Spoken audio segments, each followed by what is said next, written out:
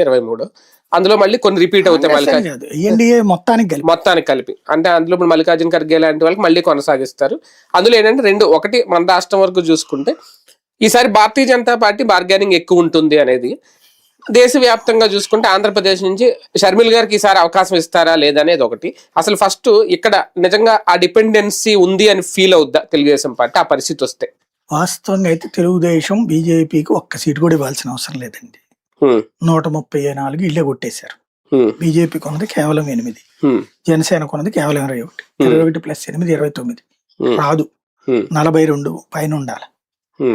ఆ లెక్కను చూస్తే లేదు. ఇదివరకు అప్పట్లో జగన్కి ఒకటి చొప్పున వచ్చేది. 3 ట్రిప్పులు 3 వచ్చినాయి అప్పుడు. ఎందుకని వాళ్ళకి 64 వచ్చినాయి కాబట్టి 2014. ఆ తర్వాత వచ్చినప్పుడు ఫుల్ ప్లేట్ గెలిచేటప్పటికి 23 వచ్చేటప్పటికి ట్రిప్కి 4 చొప్పున వీళ్ళకి ఛాన్స్ వచ్చినాయి. అప్పుడు ఆ విధంగా కొట్టుకొచ్చారు. ఇప్పుడు వీళ్ళకి ఛాయిస్ లేదు కాబట్టి తెలుగుదేశం దాని ఇష్టం. కానీ కూటమిలో ఉన్నటువంటి సందర్భంలో మిగతా వాటి మీద ప్రెషర్ చేయట్లేదు. పొలిటికల్ ఆస్పెక్ట్ లో బీజేపీ గట్టి ప్రెషర్ చేస్తుంది. 3 సీట్లు అడిగిందన్నది నాకున్న విశ్వసనీయ సమాచారం. ఎందుకు అంత హై బార్గెనింగ్ అంటే వాళ్ళు నిదానంగా ఎదగడానికి ఇంకా టైం అయిపోయింది. వాళ్ళు పరిగెత్తాలనుకుంటున్నారు. ఆ పరిగెత్తే క్రమంలోనే మొన్న రాజ్యసభ